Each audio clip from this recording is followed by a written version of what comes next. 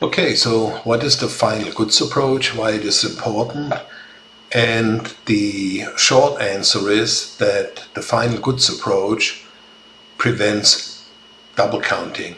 So if, let's say, a farmer produces 10 oranges that each sell for $1, then if 5 oranges are sold to households who eat them as they are, then it is a final good.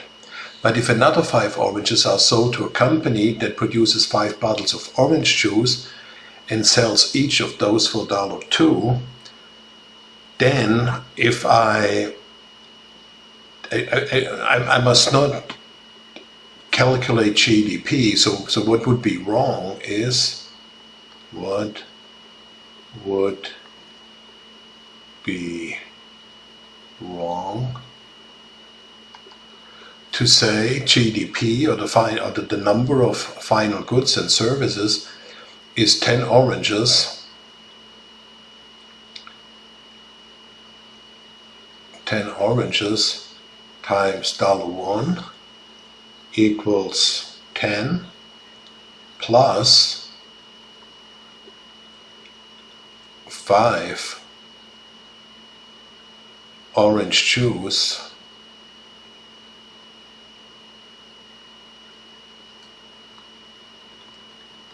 times 2, which is another 10. Well, that would be 20 total. Well, but that is wrong, because now what happens is that the orange, we only produce 10 oranges, and the 5 oranges sold to the orange juice company is for the orange juice company an intermediate good.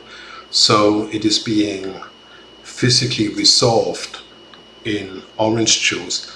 So what we need to do is we need to avoid double counting, and in order to do so, we just look at final goods.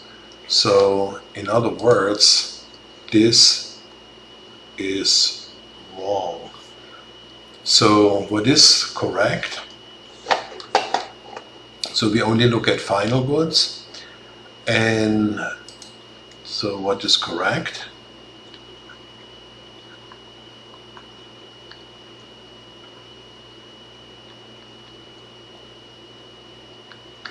So we only look at the final goods. That means out of the 10 oranges that the farmer harvests, we have only 5 being sold to the consumers. So 5 oranges times 1 equals 5. And this is to the consumers of oranges.